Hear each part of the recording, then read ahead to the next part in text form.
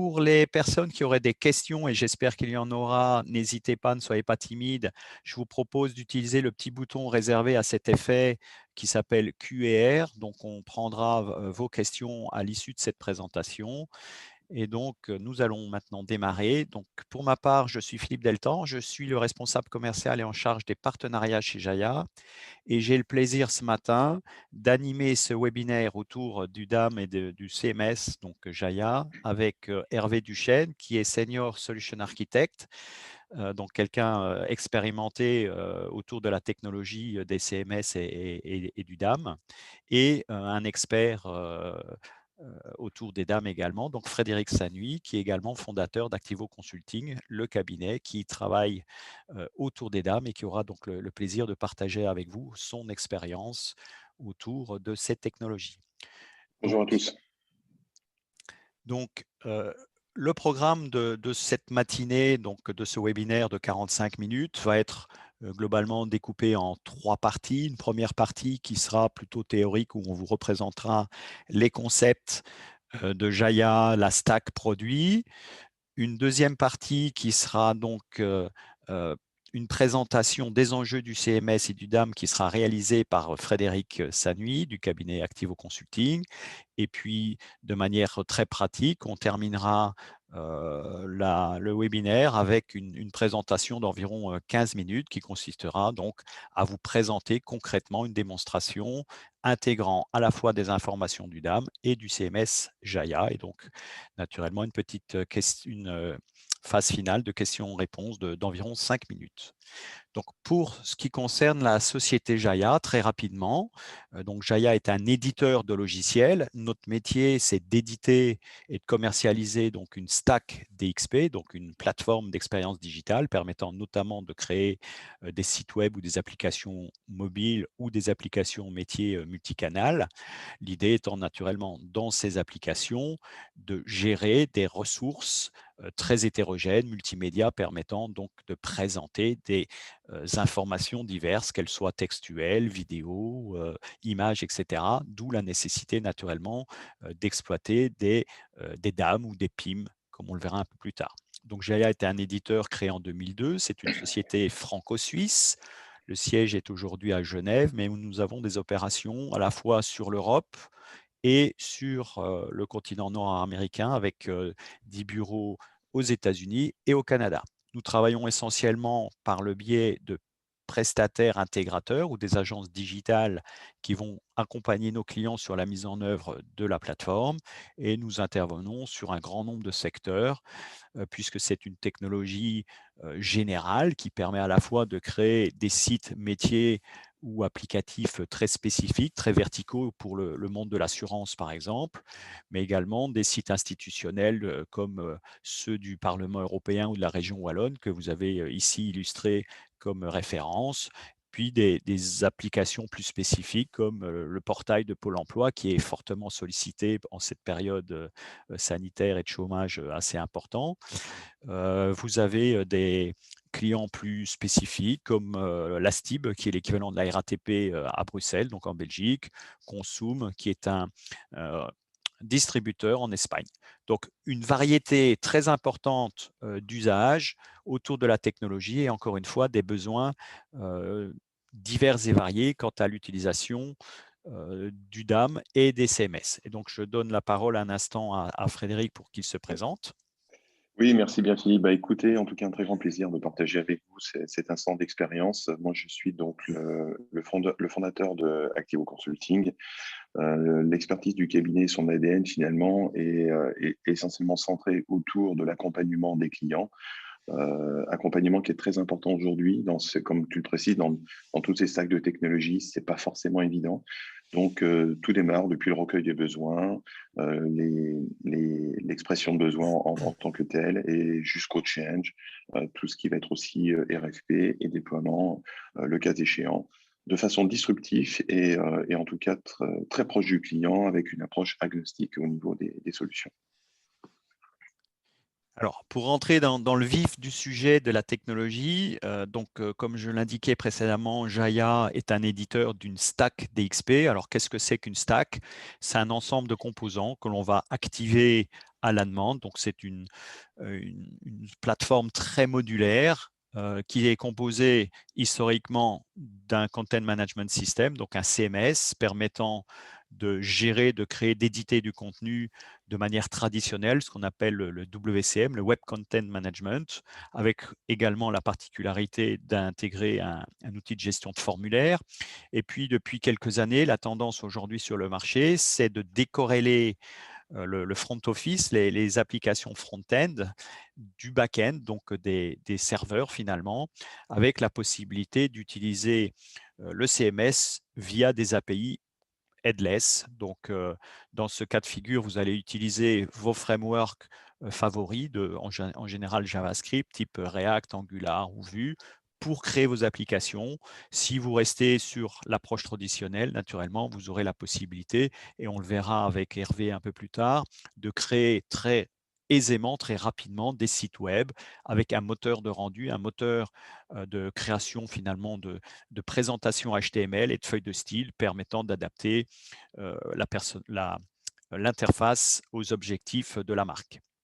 À côté de ça, nous avons développé il y a maintenant 6-7 ans ce qu'on appelle une Customer Data Platform.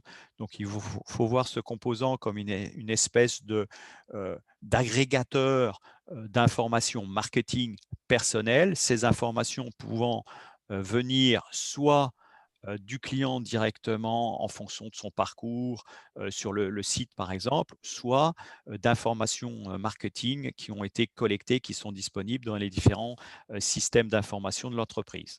Donc cette CDP va permettre notamment grâce à une interface qu'on appelle J-Experience, de réaliser donc le profilage des utilisateurs, mais également une segmentation marketing et va proposer des possibilités de test A/B de manière à évaluer quels sont finalement les composants ou les éléments d'interface qui fonctionnent le mieux, qui engagent le mieux les utilisateurs. Alors, ça, c'est pour le cœur technologique. À côté de ça, nous avons également, et on sait tous que c'est un élément essentiel aujourd'hui du fonctionnement d'une application mobile ou d'un site web, un module de moteur de recherche, qui est un module donc optionnel que vous pouvez activer à la demande. Vous avez toute une série de connecteurs marketing qui permettent de faire la jonction entre les outils du back-office, typiquement les outils de CRM ou bien les outils de marketing automation comme les messageries instantanées, les outils de newsletter, mais également les réseaux sociaux. Donc ça a déjà fait l'objet de présentations distinctes. Et pour ce qui nous concerne ce matin, eh bien, nous avons des connecteurs permettant d'exposer des contenus externes qui vont être gérés dans des applications spécialisées comme en l'occurrence ici un DAM, donc un outil de gestion d'assets digitaux. Et en particulier, on va vous faire une présentation autour du DAM Widen que nous avons intégré il y a maintenant quelques mois. Il va de soi que ces outils vont permettre également des couplages avec des outils de gestion de catalogue produits, comme ce qu'on appelle donc les PIM.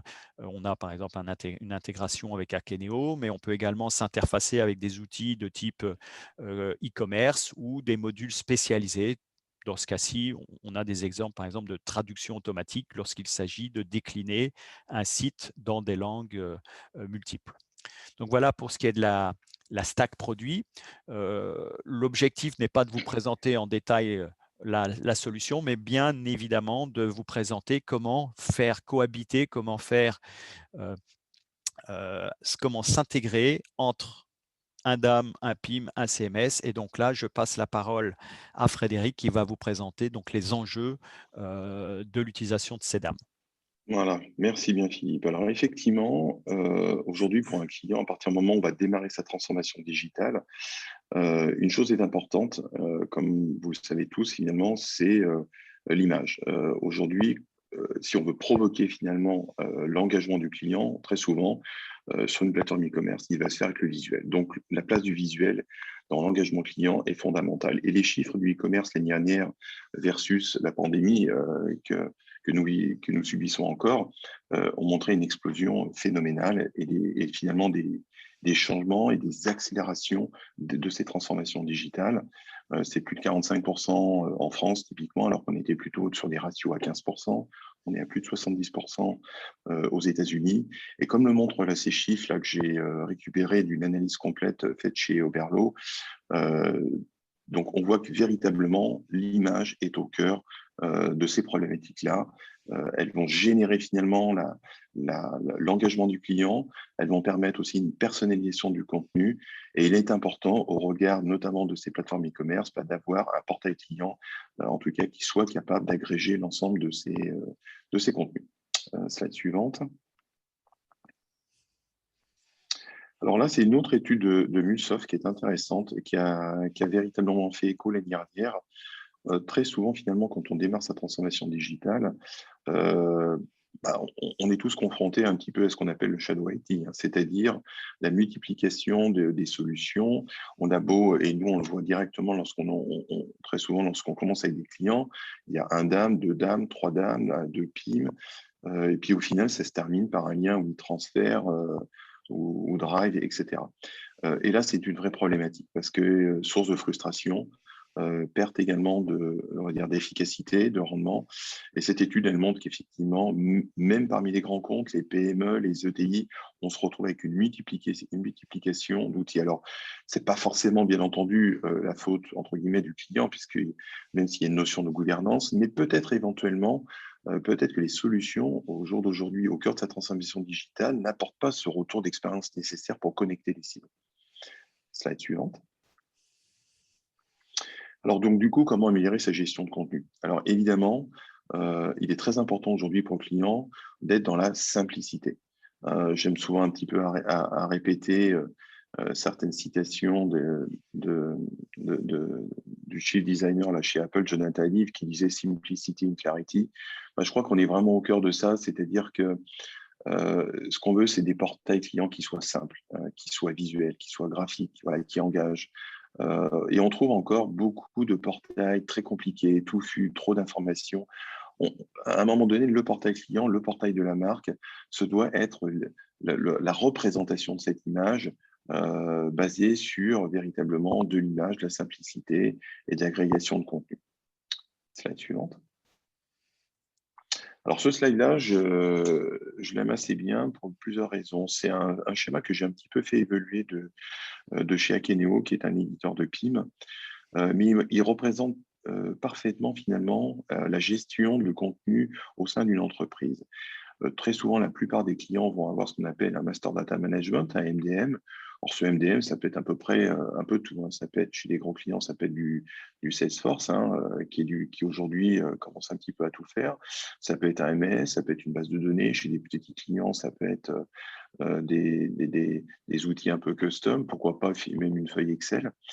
À l'autre bout de cette organisation, on doit gérer des assets. Et là, pour le coup, il est très important aujourd'hui, en fait, finalement, d'avoir ce digital asset management comme fondation des assets. Et c'est bien pour ça qu'entre le DAM et le MDM, alors je dirais depuis quelques années, parce que fruit de l'évolution en tout cas du e-commerce, le PIM est devenu cet agrégateur de contenu et de data au sein de l'entreprise. Mais moi, je sais que personnellement, en tant que client, j'ai commencé le PIM il y a plus de 15 ans, donc ce ne sont pas des choses récentes.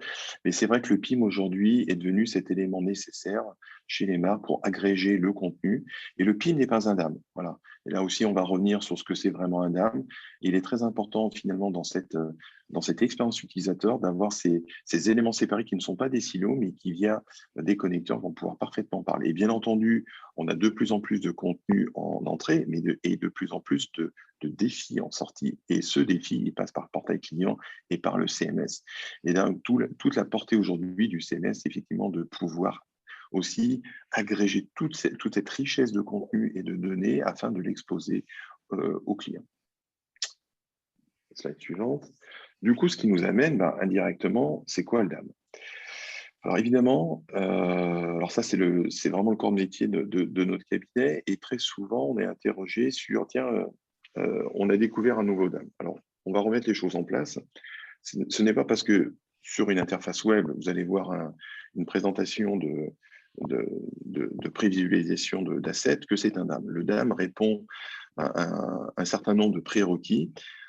C'est une notion, en tout cas, c'est un standard qui se travaille depuis quelques années, qu'on appelle le DAM Maturity Model. Et ce DAM Maturity Model, il a été en partie renforcé à travers ce que fait la DAM Foundation aujourd'hui, qui s'appelle une société anglaise qui s'appelle IT Equity Software, au sein duquel nous, on participe, Activo, avec à sa tête Marc Davy, ce qu'on appelle les 10 core. C'est-à-dire qu'on va véritablement lister les fonctions majeures d'un asset management. Il faut savoir qu'il y a pratiquement une solution sur deux qui ne réussit pas ces 10 core. Donc le DAM, c'est quoi? Le DAM, ce sont deux choses essentielles. C'est d'abord un moteur pour les assets et un moteur pour les métadonnées. Voilà. Tout ce qui peut être autour va permettre évidemment de bonifier l'expérience utilisateur, mais il est très important.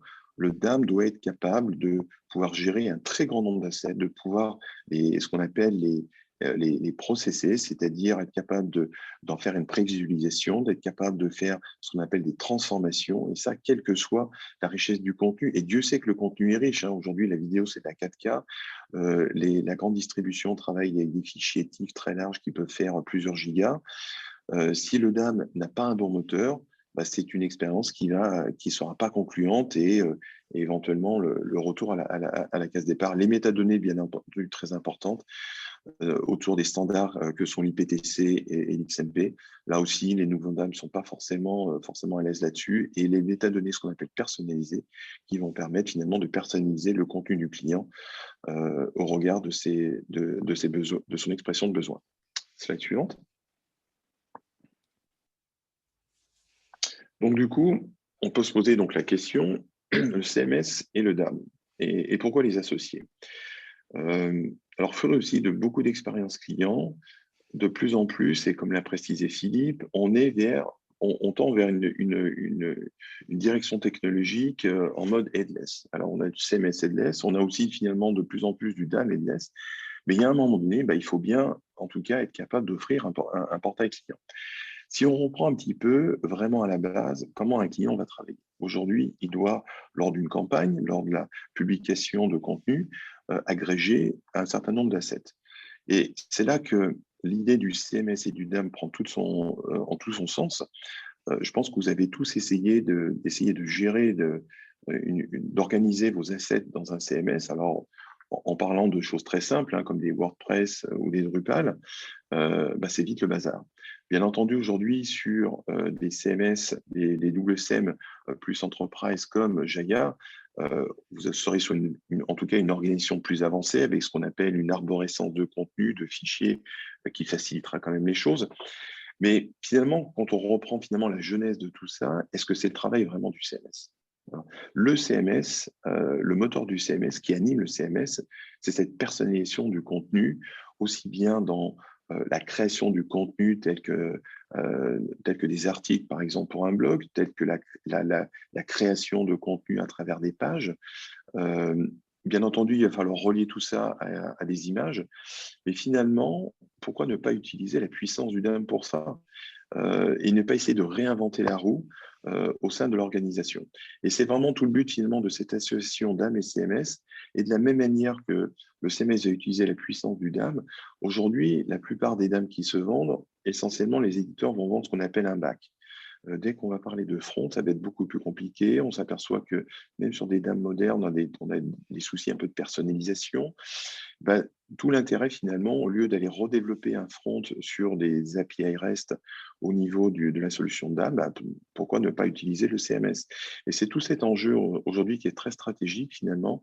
Le CMS va permettre de pouvoir créer un nombre incalculable de portails clients, va pouvoir permettre d'agréger finalement au mieux cette expérience client à travers les assets et les données, et d'où l'intérêt finalement du CMS et du DAM, tout en couplant des notions telles que la notion de workflow, de process, de validation. Donc, on peut véritablement, à travers cette association, bonifier l'expérience client et offrir en tout cas une solution intelligente. Et donc là, du coup, on arrive à cette connexion qui a été initiée par Jaya avec le DAM ou DAM. Alors, ce que je retiendrai aussi, et ça c'est à mettre au profit de l'éditeur Jaya, c'est que ce n'est pas le premier, ça fait un certain nombre d'années en tout cas que Jaya est parfaitement conscient au regard du travail avec ses clients de cette gestion importante d'assets. Et en parfaite connaissance et en maîtrise de cette technologie, et en observateur, moi, de mon côté extérieur, effectivement, ça fait quelques années que j'ai vu Jaya essayer en tout cas, de connecter ses sources et plus qu'essayer, puisque finalement, si on regarde sur ces 6-7 dernières années, un certain nombre de connecteurs ont déjà, ont déjà été créés. Cette association, en tout cas avec Widen est un partenaire fort en DAM, c'est un acteur, on va dire presque historique du marché qui fait référence, qui est un vrai DAM en tant que tel, avec toute la granularité de performance en termes de gestion des assets et des métadonnées, comme je l'évoquais au début. Et là, on le voit, mais on le verra bien entendu mieux à travers la démonstration, c'est que finalement, on arrive avec en tout cas, au regard de la technologie utilisée, de l'intelligence bien entendu humaine et métier que l'on va mettre dedans, à sublimer cette expérience client de manière à, depuis le CMS Jaya, pouvoir aller récupérer des assets, créer des collections, et maintenir, ce qui est très important, cette relation entre le contenu des assets du DAM et le portail client, de sorte que vous allez être dans une relation, on va pouvoir mettre à jour ces assets sans être obligé de mettre à jour dans le CMS. Et comme on a des workflows métiers intelligents, on va pouvoir, au regard de validation, simplement, on met à jour son asset et puis après, quelqu'un va valider cette publication afin de la remettre à jour sur le portail client. Donc, du coup, je pense que c'est très intéressant, en tout cas, de voir cette mise en œuvre de ce connecteur. Et puis là, je laisse la place à l'artiste pour nous montrer tout ça dans une démo live. Voilà, donc la parole est maintenant à Hervé qui va vous présenter concrètement le connecteur Widen. Ok, je vais prendre le partage. Hop.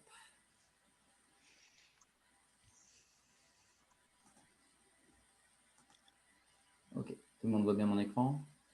Parfait. C'est bon? C'est bien. Ok. Donc, alors je vais faire un petit cas concret. Je vais me mettre dans la peau d'un chargé qui travaille dans un site de marketing communication et j'ai envie de faire une landing page pour mon entreprise pour parler de la mode et particulièrement des robes pour le printemps 2021. Et donc, du coup, de faire une petite landing page qui va être mise en place après au niveau de notre mailing list et qui va rediriger après le flux client vers notre site principal. Donc, qu'est-ce que j'ai à ma disposition pour faire cette page? D'abord, j'ai un jeu de templates, de gabarits. Donc, j'en ai pris un sur le commerce, on va dire, ici. Donc, c'est un site qui parle d'industrie à la base, mais on va voir qu'on peut aisément le transformer en landing page de mode. Et puis, je dispose également d'un DAM, de Van Widen, où j'ai un certain nombre d'assets qui se trouvent à l'intérieur. Donc là, par exemple, c'est mon DAM, c'est mon instance mis à ma disposition. Donc, je vais me loguer à l'intérieur. Et donc, au niveau de ce DAM-là, alors, je ne suis pas expert Widen, donc je ne vais pas vous brosser toutes les fonctionnalités, mais je vais rechercher déjà des contenus qui parlent de fashion et qui sont déjà disponibles au sein de mon DAM. Donc là, notamment, je retrouve un certain nombre de contenus ici qui sont à ma disposition. Ces contenus sont pour la plupart tagués, ce qui va me permettre de les retrouver aisément en mode recherche. Ces contenus-là font aussi partie d'une collection du coup fashion, justement. Donc, ils sont automatiquement tagués fashion. C'est pour ça que je les ai retrouvés parce qu'ils faisaient partie de cette collection. Donc, maintenant que j'ai ces contenus images et vidéos, que j'ai mon gabarit de présentation ici qui a été jaiaifié et qui est disponible dans mon Jaya, je vais basculer dans mon CMS pour créer maintenant ma landing page. Donc là, je suis à l'intérieur de Jaya. Donc, ce que je vais faire, je vais créer un nouveau projet, tout simplement. Et puis, je vais l'appeler, on va l'appeler la mode. Hop. Et donc, ce site-là va me servir de page d'accueil par la suite. Donc, j'avance. Je retrouve ici mon fameux template industriel qui a été jaiaifié et mis à ma disposition dans l'outil de CMS. Donc, je vais pouvoir utiliser ce gabarit de présentation et je vais pouvoir le personnaliser. Donc là, j'ai terminé. J'ai juste choisi ce modèle-là et je vais sauvegarder. Donc là, le système est en train de me déployer mon nouveau site web avec des sites exemples. Donc voilà, donc là, la mode privée est disponible. Et maintenant, je vais passer en édition dans mon site La Mode. Donc, par défaut, lorsque je déploie le module, j'ai des sites exemples qui arrivent à ma disposition Et notamment, je vais retrouver l'intégralité des templates, enfin en tout cas des composants de mon site industriel. Ce qui va me permettre après de pouvoir les copier-coller facilement et de réagencer, de créer une page comme je le souhaite. Donc là, par défaut, j'ai ma fameuse landing page. J'arrive sur ma home page. Pour l'instant, c'est vide, comme vous pouvez le voir. Donc, ce que je vais faire, je vais juste aller copier-coller des éléments et je vais les transformer, les adapter par rapport à mon contenu. Donc là, si je retourne sur mon site exemple, j'ai envie de prendre un heading ici. Donc, je vais prendre cette partie-là. Je vais tout simplement la copier. Je vais revenir sur ma home page que je souhaite créer et puis je vais coller cet élément-là. Donc là, maintenant, j'ai un premier élément et je souhaite bien sûr le personnaliser. Donc, je vais l'éditer. Et je vais commencer la transformation de mon site industriel en site fashion. Donc là, ce qu'on peut voir, c'est qu'on a une première source, c'est le pouvoir choisir. Est-ce que je souhaite que mon média, mon contenu image, vienne de Mondam ou vienne de Jaya en tant que tel? Donc là, moi, le but, c'est de vous montrer l'intégration avec Widen. Donc, je reste sur cette intégration Widen. Et ce que je vais faire, je vais juste mettre à jour ici mon image. Au lieu d'avoir une image de roue industrielle, je vais cliquer et je vais refaire une recherche, comme j'ai fait tout à l'heure dans le backend Widen. Donc, je vais faire du fashion. Je peux chercher ici. Vous allez voir que je retrouve exactement les mêmes contenus que ceux que j'avais dans Mondam. Et je vais pousser un petit peu plus loin.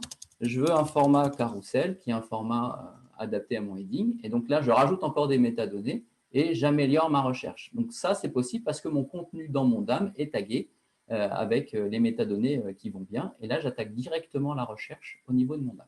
Donc, je vais prendre ce portant-là. Et donc, du coup, je l'associe. Je vais également aller modifier mon texte ici. Donc là, ce qu'on va faire, c'est on va parler de la robe longue. Donc, c'est comment porter la robe longue cet été. Donc, je vais aller modifier mon titre. Donc là, on est plus dans la partie vraiment CMS. J'ai un contenu complexe ici, composé d'une image et composé d'une partie éditoriale. Et donc, on va finir de faire notre petite accroche. Voilà, c'est Catlook incontournable pour l'année 2021. Je sauvegarde et je vais revenir maintenant sur ma page. Donc là, déjà, on commence à voir que mon contenu est plus adapté, que mon titre va bien. Je vais continuer un petit peu plus loin mon site exemple. Donc là, maintenant, je vais aller prendre un article. Donc, je retourne dans mon site modèle où je vais aller piquer un autre bloc qui m'intéresse. Donc là, c'est un bloc article comme celui-là. Donc, encore une fois, ce que je fais juste un copier. Je retourne sur la page sur laquelle je suis en train de travailler et je vais le coller. Et donc maintenant, je vais venir éditer et modifier les éléments qui sont là. Donc d'abord, je vais commencer par modifier mon texte. Donc là, on est vraiment dans du CMS pur. Hein. J'écris du contenu. Donc là, on va encore parler, c'est un petit article qui parle encore une fois de la robe longue. Avec c'est mieux. Donc là, je vais faire trois petits paragraphes. Donc je mets à jour mes petits paragraphes. Alors, ce n'est pas que j'écris rapidement, hein, c'est que je copie-colle, bien sûr, du contenu, vous en serez douté. Et puis, une fois que je termine ce petit paragraphe, je vais aller modifier le lien derrière, ici. Hop, et je vais aller pointer vers mon site. Déjà, je vais changer ça. Je vais faire en savoir plus. Et puis, je vais aller pointer vers mon site, tout simplement. Alors là, j'ai pris un site au hasard de mode. Hein. C'est complètement fortuit, mais voilà. Au lieu d'aller vers Google, je me suis dit que ce serait mieux d'aller vers un site adapté. Donc, bien sûr, on a toutes les capacités d'un CMS ici. On pourrait faire du multilingue, on pourrait traduire, on a toute la gestion du workflow, de l'approbation, etc. Hop, donc là, je termine cet article-là. Et maintenant, je vais aller m'occuper de ma partie multimédia, média ici. Et donc, je vais aller changer mon image. Donc là, on voit que c'est une image encore industrielle. Je vais aller l'éditer. Donc là, c'est un contenu, je dirais entre guillemets simple, contrairement à celui de tout à l'heure, où je ne gère vraiment qu'une image en tant que telle et un lien vers le DAM en tant que tel. Donc, j'ai plus de capacité ici que j'ai décidé de mettre en place. Donc, première chose, je vais aller modifier mon contenu encore une fois. Donc là, je vais toujours faire du fashion. Et puis, du coup, c'est plutôt un contenu qui va être tagué article. Parce que du coup, c'est un format moi, qui me va bien, voilà, qui parle de ma robe. Donc ça, je peux le sauvegarder. On peut faire une première approche ici. Hop, et on peut vérifier ce que ça donne. Donc là, on commence à avoir notre article qui nous parle de la robe longue. On a une illustration robe longue.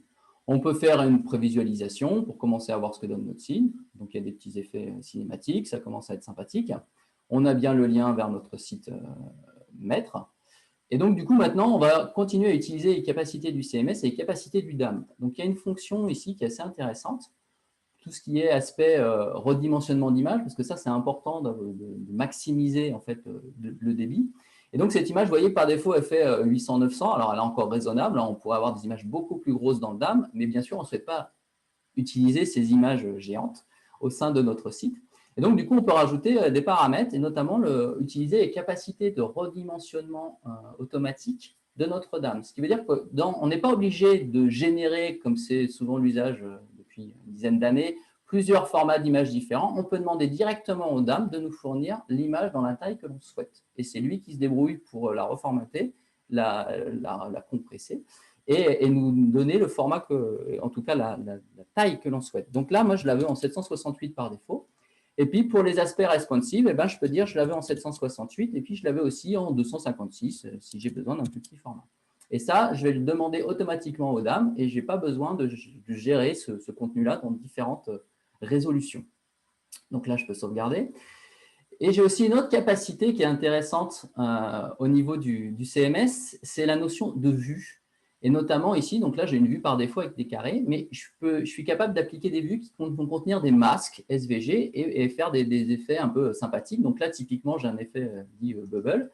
Ça va mettre en fait une petite boule autour de mon image. Donc, mon image source, elle est toujours rectangulaire, elle vient de mon DAM, elle est unique, elle est en grande définition. Et au sein de mon CMS, je suis capable de demander au DAM de l'avoir dans une taille plus réduite et d'appliquer une vue qui me permet d'avoir un petit effet sympathique sur mon image.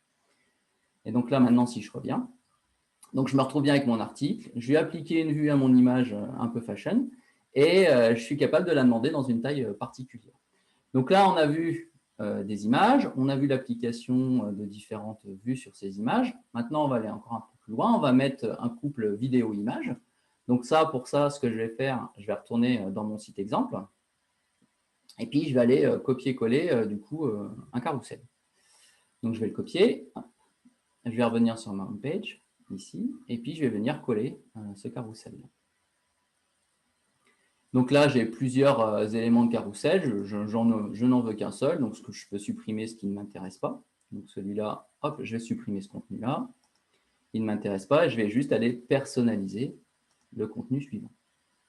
Donc celui-ci. Donc là, pareil, je peux éditer. Donc là, au niveau de mon édition, je me retrouve dans un contenu complexe, c'est-à-dire que j'ai une partie écriture textuelle et j'ai une partie gestion, en tout cas sélection de mes contenus multimédia.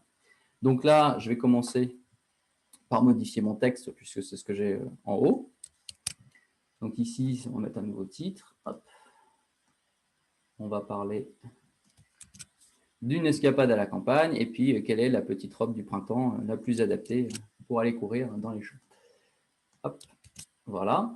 Et donc, encore une fois ici, plusieurs possibilités. Soit j'utilise les capacités locales de Jaya pour sélectionner du contenu, soit j'utilise mon DAM, qui est normalement le centre où se trouvent tous les assets approuvés par l'accord. Donc là, ce que je vais faire, je vais pouvoir sélectionner une image, encore une fois. Donc, je vais refaire un fashion carousel, en recherche. Hop. Je vais sélectionner cette image-là. Et après, je vais aller chercher une vidéo. Donc là, j'en ai une par défaut qui est ici, avec une jeune femme qui se balade dans les champs. Donc, ce qu'on peut voir aussi au niveau de la sélection, on a un certain nombre d'informations. On sait les types de contenus que l'on a. Là, c'est un type vidéo. On a les formats, on a les résolutions, on a la taille, on a la durée, etc. Donc, c'est aussi intéressant pour pouvoir aider à la sélection. Puis, il y a d'autres éléments, tout ce qui est pagination, présentation du nombre de contenus, et puis aussi tout ce qui va être l'ajout, si c'est par date, par format, etc. Donc, il y a des capacités de tri qui, elles, viennent directement du DAM. Ce qu'il faut savoir, c'est qu'on pourrait aller encore plus loin, on pourrait mettre des facettes pour améliorer le search, etc. Là, dans cette version d'intégration, on n'a pas poussé l'exercice à cet endroit-là, mais il y a capacité de le faire sans souci. Et on peut vous accompagner là-dessus sur la personnalisation de cette interface. Donc là, je vais sélectionner cette image-là. Et puis, je vais sauvegarder mon contenu. Et je vais revenir, je vais faire un back. Voilà. Et du coup, je retrouve ici mon carte de carrousel. Alors, qu'est-ce que ça donne en prévisualisation? Donc là, si je clique sur aperçu, je vais retourner sur ma page d'aperçu ici. Je vais la recharger. Donc là, je me retrouve bien avec mon head qui me parle de la robe longue, avec un petit article et puis une petite image fashion, et puis ma partie slider ici, qui présente du coup mon image de carrousel et la vidéo que j'ai sélectionnée. Et là, tous mes contenus sont servis directement par Widen. Donc, ce qu'il y a de bien, c'est que ça allège votre partie serveur CMS, puisque l'intégralité des contenus sont, eux, fournis par Widen et ces CDN disponibles partout dans le monde. Donc, en termes de performance, c'est assez intéressant. Là, de même manière, vous avez vu que j'ai fait un découplage entre l'image qui est présentée et la vidéo qui est jouée. Mais on pourrait très bien mettre la même chose. Donc, si je réédite ce contenu-là, en fait, je n'ai pas forcément besoin d'avoir une image spécifique. Si je rajoute la vidéo dans la partie image caption, en fait, il va me prendre du coup la couverture de la vidéo directement. Du coup, je vais avoir la vidéo qui va être alignée avec l'image de présentation. Donc là, si je sauvegarde, et si je reviens sur mon aperçu, ici, du coup, je vais avoir l'image qui va être en rapport avec la vidéo qui est jouée. Alors, après, c'est au choix de chacun. On peut avoir ce découplage-là, image-vidéo, ou on peut avoir la même. Et du coup, il sait très bien gérer la chose.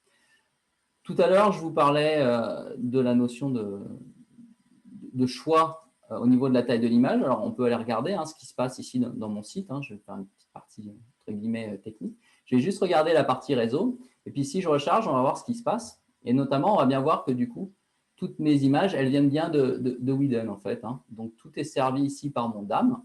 Et on peut aller regarder ici le fichier. Donc, vous vous souvenez, par défaut, il faisait 800 par 900. Et là, si on regarde en dessous de l'image, on voit bien qu'il a été fourni en 768 par 864, puisque j'ai demandé une largeur de 768. Donc, on voit que le DAM, sur base des informations que j'ai demandées au niveau de mon CMS, m'a fourni la taille que j'avais souhaitée. Donc ça, c'est vraiment intéressant, cette capacité-là. Et on peut voir aussi que j'avais demandé de l'avoir en plusieurs tailles. Donc ici, si on regarde cette partie-là, on voit bien que j'ai deux tailles.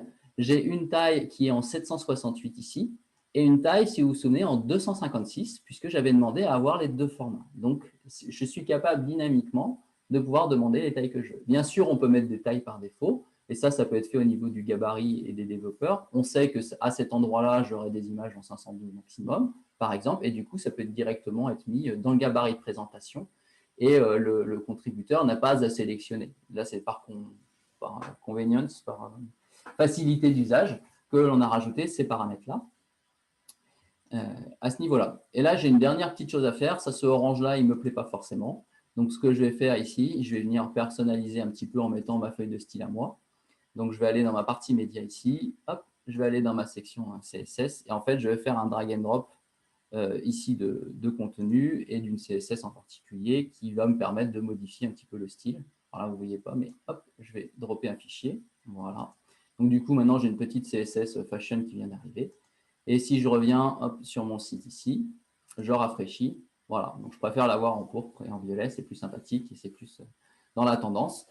Donc, en une dizaine de minutes, sur la base d'un gabarit de présentation qui a été mis dans Jaya, des assets DAM, des assets visuels, images, vidéos qui étaient disponibles dans mon DAM, j'ai rapidement et très facilement fait une page qui parle de la mode avec de la vidéo, avec des carousels, avec la possibilité de faire des masques sur des contenus, bien sûr d'avoir du contenu éditorial en particulier, et d'avoir une redirection vers mon site principal qui parle également de la mode.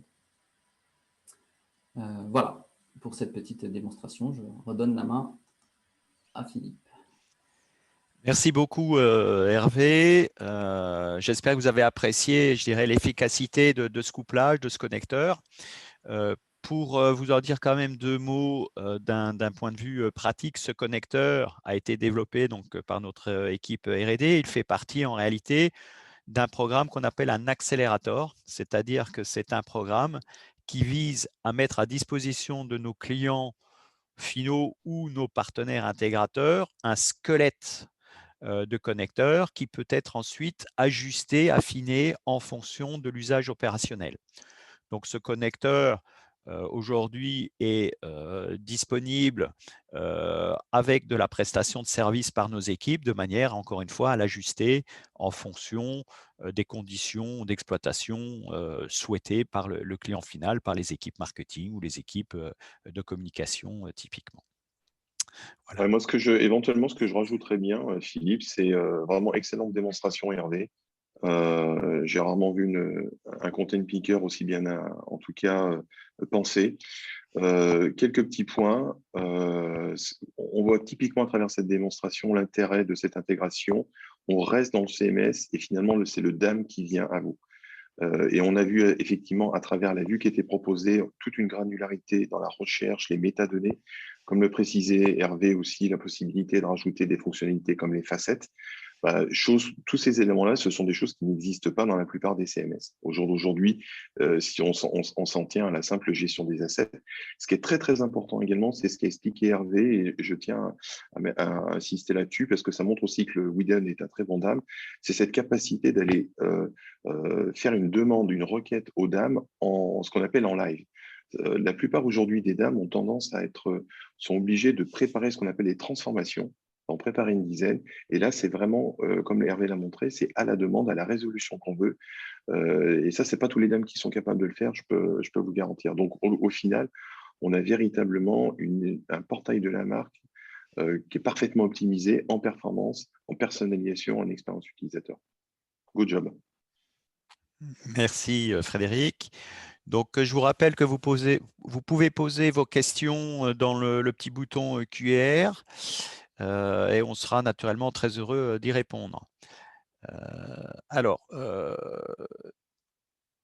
petite question, au-delà du squelette du connecteur, quelles sont les DAM qui disposent aujourd'hui d'un connecteur dans Jaya et quels sont ceux qui sont prévus s'il y en a? Alors, aujourd'hui, nous avons réalisé donc, ce squelette comme base finalement d'intégration technologique. Widen est quasiment finalisé. On a déjà des clients qui vont l'exploiter. On a également un connecteur pour un PIM Akeneo. À côté de ça, dans le passé, nous avons réalisé des connecteurs sur d'autres technologies comme Dalim, Nuxeo, Alfresco, etc. Donc, on a, je dirais, un très bon retour sur la capacité à réaliser. Ce connecteur est totalement documenté. Donc, la mise en œuvre concrète pour finaliser finalement est relativement légère. On estime aujourd'hui qu'en 5-10 jours maximum d'adaptation, vous pouvez le mettre en production en fonction d'un besoin spécifique. Et pour développer éventuellement un autre connecteur, il faudrait donc adapter les API du DAM cible. C'est 5-10 jours grand maximum d'adaptation à prévoir sur un DAM différent. Donc l'idée, c'est vraiment de remplacer, encore une fois, en fonction des capacités natives du DAM, les appels API du DAM Widen par un DAM différent. Alors, une question de Sandrine. Bonjour, dans le DAM, peut-on également stocker des documents au format Word et PDF? Donc là, Frédéric, je te laisse peut-être répondre sur les aujourd'hui, un DAM, notamment comme Widen, est tout à fait capable de supporter n'importe quel type d'asset. Les images, tout fichier graphique, EPS, TIFF, PNG, les documents Office, que ce soit des Word, des Excel, des PowerPoint, des PDF. Tout après est une question dans l'intégration aussi un peu de personnalisation. Quand on intègre des documents type PDF Word, je mets toujours en garde. Faites attention de ne pas forcément aller indexer vos documents sous peine un petit peu de polluer votre recherche. Donc ça, aujourd'hui, des DAM comme Widen le permettent. Mais véritablement, le DAM doit être en capacité de supporter tout type d'assets. Et aujourd'hui, on le voit encore, même sur des assets, par exemple, type 3D, même si les standards ne sont pas encore vraiment posés, ce sont des choses qui commencent aussi à venir. Merci. Alors, une question un peu plus technique d'Alexandre. Comment les images du DAM sont-elles stockées dans la JCR?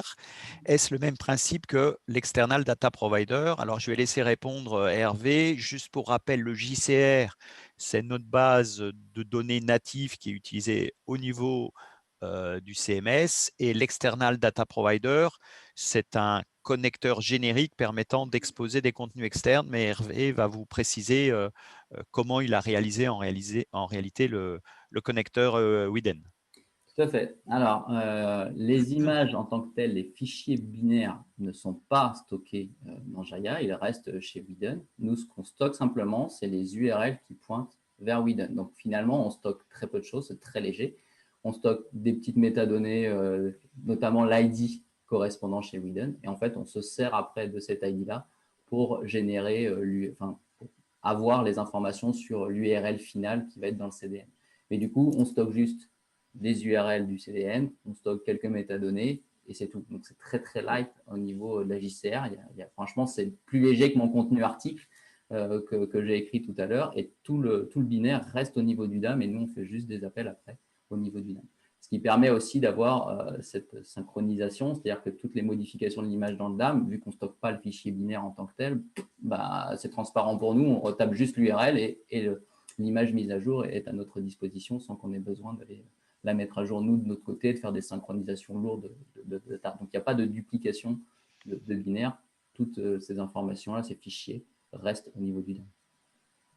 Ouais, je crois que c'est très important ce que souligne Hervé, notamment par exemple sur les vidéos, c'est-à-dire qu'on peut directement soulager la plateforme et déporter finalement le support des vidéos 4K, par exemple, au CDN du DAM. Et au final, comme le dit Hervé, il reste plus grand-chose, peut-être même moins effectivement que l'article que tu as pu écrire. Donc, non, il y a une optimisation globale. Au-delà de l'expérience métier, il y a une optimisation technologique aujourd'hui dans cette syndication de contenu. Alors, une question d'Arnaud qui travaille notamment sur l'Asie. Le CDN de Widen est-il présent en Chine? Ça, je te laisse l'initiative, la réponse, Frédéric. Je crois qu'aujourd'hui, un DAM est à disposition de toute marque, quel que soit l'endroit où on se trouve, à partir du moment où on peut se connecter à Internet. Après, je ne connais pas dans le détail les process commerciaux de déploiement, mais au jour d'aujourd'hui, de la même manière que vous avez votre Dropbox ou votre WeTransfer, votre Drive de la Chine au Brésil, je pense que vous pouvez aussi avoir votre DAM, quel que soit l'endroit du monde où vous vous trouvez. Ce qui est important aussi de préciser, c'est que l'infrastructure Widen, quand même, elle permet une chose. Tout ça, c'est relatif à tout ce qu'on appelle cloud, que ce soit les Amazon ou les Azure, c'est-à-dire qu'ils ont la capacité aussi d'avoir une gestion, en tout cas de distribution de contenu localisée. Voilà, c'est-à-dire qu'on a la même performance que vous vous trouviez à Singapour, aux États-Unis ou en Europe. Voilà. Et Arnaud, pour compléter la réponse de Frédéric, je vais valider avec les équipes techniques de Widen l'activation du CDN sur la Chine pour vous faire une réponse complète. Ouais. Voilà. Une dernière question peut-être de Christophe. Existe-t-il des mécanismes d'auto-tagging des assets et des fonctionnalités de recentrage d'images intelligents? Alors, je vais répondre sur la première partie, donc concernant les mécanismes d'auto-tagging des assets. Donc, la question, je suppose, fait référence à la capacité à analyser le contenu d'une image ou d'une vidéo de manière à la décrire avec des tags verbeux. En standard, ce n'est pas disponible, mais nous avons réalisé des démonstrateurs qui fonctionnent notamment avec des services tiers comme Amazon ou d'autres. L'idée étant naturellement de taguer l'image ou la vidéo pour faciliter sa recherche et son exploitation. Pour ce qui est des fonctionnalités de recentrage d'images intelligentes, je dirais que ça va être spécifique à chaque DAM. Alors, à ce stade, je ne connais pas dans le détail les capacités opérationnelles de Widen, mais toi, peut-être, Frédéric, tu en sais un peu plus sur ce sujet? Ouais, alors, je dirais que la première chose sur la partie intelligence artificielle, c'est vrai que c'est un petit peu le buzz depuis, on va dire, 2-3 ans. Maintenant, il faut toujours, dans le contexte du client, il faut toujours faire attention. Très souvent, lorsqu'on est une marque, il y a un certain nombre d'éléments qui sont de métadonnées personnalisables qui sont très métiers. Et ce n'est pas forcément l'intelligence artificielle aujourd'hui qui va permettre d'aider à ce niveau-là, même si on a commencé à voir, et je le vois chez un certain nombre d'éditeurs, à être intelligent et à récupérer les mots-clés pour aller les mapper, ce qu'on appelle sur la taxonomie. Voilà. La taxonomie, c'est une façon de contrôler le vocabulaire, ce que ne veut pas forcément ce que propose l'intelligence artificielle en tant que telle, en proposant des mots-clés. Donc, sur Widen, en tout cas, ce sont des choses qui sont en train d'être travaillées pour mapper justement des mots-clés qui sont récupérés via AWS Recognition, par exemple, pour les récupérer sur la taxonomie. Après, bon, voilà, tout ça, c'est toujours utilisé avec parcimonie quand même, notamment dans un contexte très métier. Moi, je suis avec des clients où l'intelligence artificielle ne fonctionne pas du tout parce que simplement on a une inscription sur une courbe et vous fassiez de l'IBM Watson, du Azure, du AWS, ils sont dans la capacité de reconnaître. Et après, on est sur des éléments techniques. Donc voilà, maintenant, c'est vrai que ce qui peut être intéressant notamment, et dans cette intégration aussi qu'on a avec le DAM et le CMS, l'intelligence artificielle, elle pourrait être utilisée à un moment donné pour améliorer l'expérience client. Et finalement, quand on arrive dans un CMS, pourquoi pas utiliser, comme le précise Philippe, un certain nombre de services pour aller améliorer cette expérience client en proposant du contenu. Et au niveau du travail des images en tant que tel, ce qu'il faut savoir, c'est que beaucoup de DAM aujourd'hui ou de CMS sont intégrés aussi avec des cloud storage comme Cloudinary qui proposent du cropping intelligent ou du focus automatique. Alors Cloudinary, c'est un DAM sans être un DAM. C'est d'abord un cloud storage qui alimente des CMS assez facilement et qui est aussi connecté au DAM. Donc là, après, il faut voir, il faudrait qu'on se renseigne plus exactement avec Widen les possibilités de merger, mais ça reste du service web qui n'est pas très compliqué à mettre en place parce que je le vois en place, en tout cas chez un certain nombre clients de la grande distribution dans la personnalisation de leur CMS. Voilà, bah, écoutez, je pense que nous allons en rester là. Il est 10h53. Nous avons débordé un tout petit peu de l'horaire initialement prévu, mais je pense que c'est lié à l'intérêt et aux questions des participants.